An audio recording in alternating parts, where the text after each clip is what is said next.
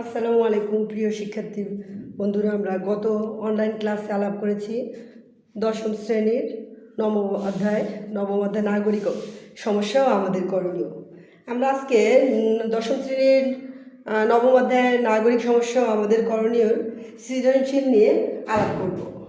তোমরা জানো, সৃজনশীল একটা অনুচ্ছেদ থাকে এবং ওই অনুচ্ছেদটার উপর ভিত্তি করে আমাদের প্রশ্নের উত্তর দিতে হয়। তো আমরা আলাপ করছি, দেখো সৃজনশীল এক। রুমি বাবা মায়ের খুব আদরের মেয়ে। দারিদ্রতার কারণে সে লেখাপড়া করতে পারেনি এবং 18 বছর বয়সেই তাকে বিয়ে দেওয়া হয়। দারিদ্রের কারণে সে লেখাপড়া করতে পারেনি, 18 বছর বয়সে তাকে বিয়ে করতে হয়। প্রথমত, বিয়ের সময় স্বামীকে যে টাকা পয়সা দেওয়ার কথা ছিল তা না দিতে পারায় শ্বশুরবাড়ির লোকজন তার সাথে খারাপ আচরণ করতে থাকে।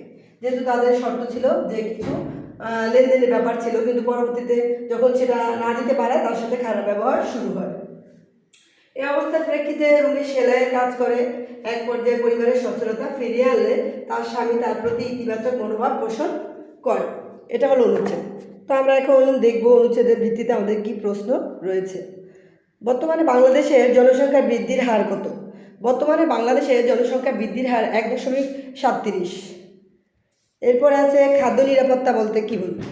খাদ্য নিরাপত্তা বলতে আমরা বুঝি শুধু খাদ্য ক্রয় করার ক্ষমতা থাকলেই খাদ্য নিরাপত্তা না, তার পুষ্টিগুণ এবং যথাযথ খাদ্য ক্রয় করার ক্ষমতা, খাদ্যের পুষ্টিগুণ, নিরাপত্তা কেবল খাদ্য প্রাপ্তিকেই বোঝায় না, প্রাপ্তির সাথে সাথে এটা ক্রয় করার ক্ষমতা কেউ বোঝায় এবং এর ভিতরে যথেষ্ট পুষ্টিগুণ থাকতে হবে।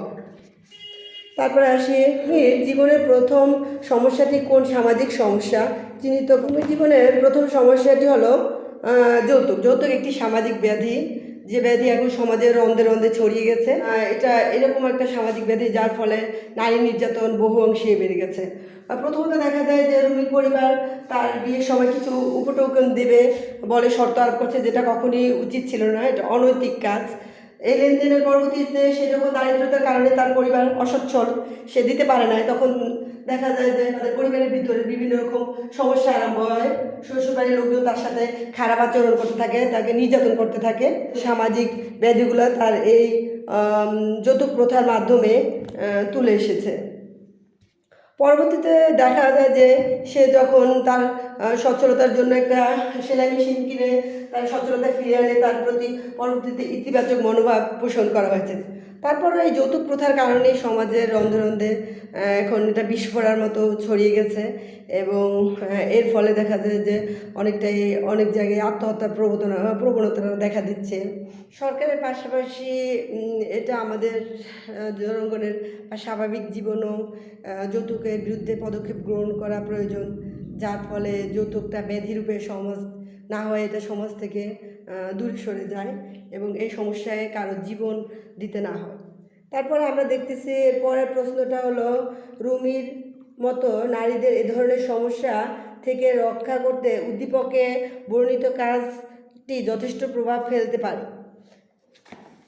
এই সম্পর্কে আমরা জানব। যেহেতু রুমির মতো নারীদের যৌতুক নামক সামাজিক সমস্যা থেকে রক্ষা করতে উদ্দীপকে বর্ণিত সে যে আত্মকর্মসংস্থান বেছে নিয়েছে, সেটা তার জন্য খুবই কার্যকরী ভূমিকা রেখেছে। কিন্তু সব জায়গায় দেখা যায় যে রুমির মতো এরকম আত্মকর্মসংস্থান নারী নাও মিলতে পারে।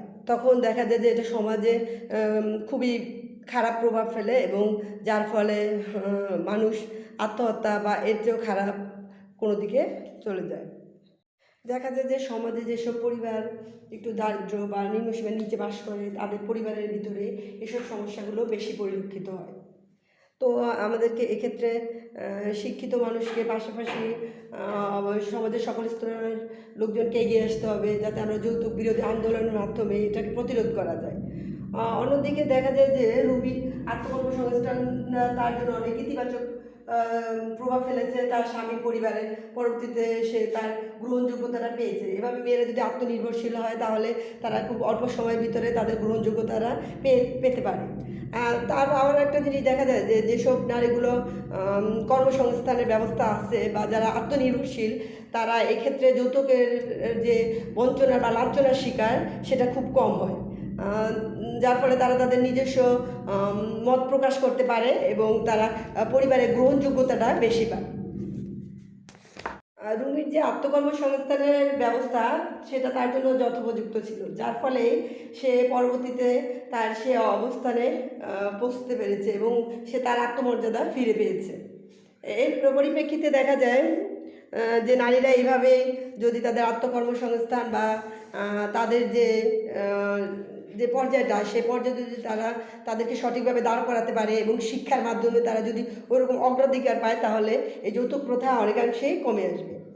তো উপরোক্ত আলোচনা থেকে আমরা বুঝতে পারলাম যে রুমির পরিবারের মতো দরিদ্র পরিবারের নারীরা কর্মসংস্থানের মাধ্যমে যৌতুক নামের যে ব্যাধি বা যে খারাপ প্রভাব সেটা থেকে বেরিয়ে আসতে পারে, অথবা তাদেরকে ওরকম গ্রাস করতে পারে না। একটা পরিবার ধ্বংসের মুখে যে দাঁড়ানোর আগেই আত্মকর্মসংস্থানটা তাকে অনেক বড় একটা সাপোর্ট দেয়, যার ফলে সে তার জীবনটা খুব সুন্দরভাবে কাটাতে পারে। আমাদের সমাজে যৌতুক নামক সে ব্যাধিটা এরকমভাবে দেখা যাচ্ছে যে আমরা এখন সংবাদপত্রের পাতা খুললে অথবা অনলাইনে ঢুকলে খুব সহজে আমরা চোখের সামনে আমাদের যেটা সবচেয়ে বেশি আসছে সেটা হলো কীভাবে যৌতুকের জন্য নারী নির্যাতন করা হচ্ছে, কীভাবে তাদেরকে আত্মহত্যার দিকে আত্মহত্যা প্রবণতার দিকে ঠেলে দেওয়া হচ্ছে, এটা খুব বেশি দেখা যায়। অতএব এগুলো প্রতিরোধ করতে হলে রাষ্ট্রের বা সরকারের পাশাপাশি আমাদের আপামর জনগণকে এগিয়ে আসতে হবে, এবং যখন সবাই সচেতন হবে এবং শিক্ষিত হবে তখন এই ব্যাধিটা অনেকাংশেই হ্রাস পাবে। আর যখন এটা হ্রাস পাবে তখন নারী তাদের মুক্ত চিন্তা গুলো ব্যক্ত করতে পারবে এবং তারা তাদের যে কোনো পর্যায়ে ক্ষেত্রে তাদের অগ্রাধিকারগুলো মূল্যায়িত হবে। আমরা সৃজনশীল 2 নিয়ে এবার আলাপ করব। আমরা আছি দশম শ্রেণীর নবম অধ্যায় নাগরিক সমস্যা আমাদের করণীয়, সেটা সৃজনশীল 2 নিয়ে আমরা আলাপ করব। সৃজনশীল 2, জলিল সাহেব তুরাগ নদীর পাশে 10 বিঘা জমি ক্রয় করে, তাতে কিছু অংশে একটি ইটের ভাটা প্রস্তুত করে আর বাকি অংশে ধান চাষ করে। কিছু অংশে ইটের ভাটা প্রস্তুত করে এবং বাকি অংশে ধান চাষ করে। অধিক ফলনের আশায় তিনি জমিতে প্রচুর পরিমাণ সার ও কীটনাশক ব্যবহার করেন। যাতে তিনি জমিতে অধিক ফলন পায় এজন্য তিনি জমিতে প্রচুর পরিমাণ সার ও কীটনাশক ব্যবহার করেন।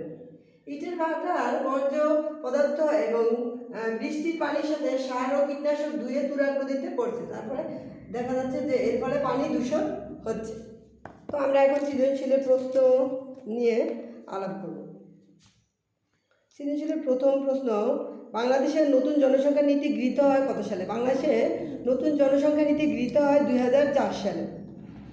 দ্বিতীয়টা, রাজনৈতিক সন্ত্রাস কি? ব্যাখ্যা করো। রাজনৈতিক সন্ত্রাস হলো কোনো রাজনীতির নাম ভাঙিয়ে যদি কোনো দল সন্ত্রাসী করে সেটাই রাজনৈতিক সন্ত্রাস। সেটা হতে পারে সে ইসলামের বা কোনো ধর্মের নাম ভাঙিয়ে বা ধর্ম অবলম্বনে সেটাকে সাথে নিয়ে সে তার কিছু অনৈতিক কাজ করছে ধর্মের নাম ভাঙিয়ে, অথবা সে যে কোনো একটা রাজনৈতিক দলের ছত্রছায়ায় থেকে সে দলের নাম ভাঙিয়ে সে যখন কোনো অনৈতিক কাজ করছে, এটাই হলো রাজনৈতিক সন্ত্রাস। যেটা দেখা যায় পরবর্তীতে একটা রাজনৈতিক দলকে অনেক বেশি খারাপ দিকে বা অগ্রহণযোগ্যতার দিকে নিয়ে যায়, যেখানে সেটা অনেক অবমূল্যায়িত হয়। তারপর দেখি জলিল সাহেবের কর্মকাণ্ডের ফলে পরিবেশ কী ধরনের বিপর্যয় সৃষ্টি হচ্ছে। জলিল সাহেবের কর্মকাণ্ডের ফলে সেখান দিয়ে যখন জমিতে কীটনাশক এবং সার প্রয়োগ করলো অধিক ফসল পাওয়ার জন্য, যাতে সে খুব কম সময়ের ভিতরে অধিক ফসল পায়, কিন্তু অন্যদিকে দেখা যাচ্ছে এখানে নদীর পানিতে এগুলো বৃষ্টির পানির সাথে নদীর পানিতে মিশে নদীর পানি দূষণ করছে এবং পরিবেশের বিপর্যয় ঘটছে। এই কর্মকাণ্ডের ফলে যখন পরিবেশের জন্য বিপর্যয় ডেকে আনে তখনই দেখা যায় পরিবেশের দূষণের শিকার হচ্ছে। উদ্দীপকে জলিল সাহেবের নির্মিত ইটভাটার ধোঁয়া বায়ুর সাথে মিশে পরিবেশের ক্ষতি করছে। একে তিনি ইটভাটার ধোঁয়া পরিবেশের ক্ষতি করছে, যা তাছাড়া ইটভাটার বর্জ্য ও জমিতে ব্যবহৃত সার কীটনাশক বৃষ্টির পানির সাথে মিশে গিয়ে তুরাগ নদীতে পড়ছে, এর ফলে পানি দূষণ হচ্ছে। পরবর্তীতে সমুদ্রপৃষ্ঠের উষ্ণতা বেড়ে গিয়ে লবণাক্ততার প্রসার ঘটবে, নদীর প্রবাহের চরম ভাবাপন্নতা বৃদ্ধি পাবে। নদী প্রবাহের চরম ভাবাপন্নতার সাথে দেখা যায় পরবর্তীতে প্রাকৃতিক দুর্যোগ সৃষ্টি হয় এবং এর ফলে মহামারী আকারে ধারণ করে, যেটা পরিবেশের জন্য পরবর্তীতে ব্যাপকভাবে বিপর্যয় ডেকে আনতে পারে, যা দেশের জন্য এবং পরবর্তী প্রজন্মের জন্য হুমকির সম্মুখে নিয়ে আসে বা হুমকির সম্মুখে দিকে এগিয়ে নিয়ে যায়, যেটা কোনো মতেই উচিত না। বা আমরা ঘ নাম্বারে যেটা দেখতে পাচ্ছি, উক্ত সমস্যা সমাধানের জন্য সরকারি ও বেসরকারি উদ্যোগই যথেষ্ট। উত্তরের সপক্ষে যুক্তি দাও।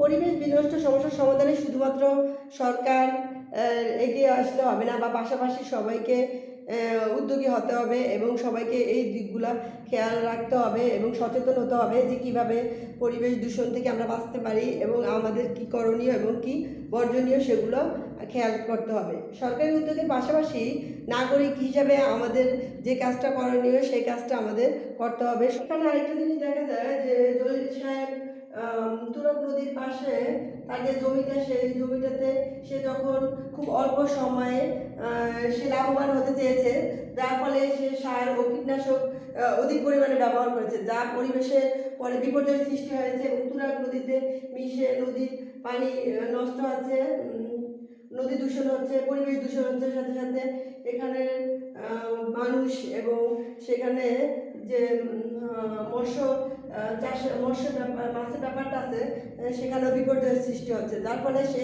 শুধুমাত্র তার নিজের লাভের জন্য সে একদম পরিবেশ বিনষ্ট করছে। এর ফলে সরকার এর উদ্যোগ নেওয়া জরুরি, যাতে অতিরিক্ত কীটনাশক সারের ব্যবহার করা থেকে জনগণকে কীভাবে বিরত রাখা যায়, যার ফলে আমাদের পরিবেশ এবং পানি দূষণ থেকে আমরা খুব সহজেই বেরিয়ে আসতে পারি। এর ফলে পরবর্তী প্রজন্ম খুব সুন্দর সুস্থ একটা পরিবেশ পায়, যার ফলে তারা সুন্দরভাবে বেড়ে উঠতে পারে, মানুষের মতো মানুষ হতে পারে, পরিবেশ বিপর্যয় তাদেরকে এড়িয়ে চলতে পারে।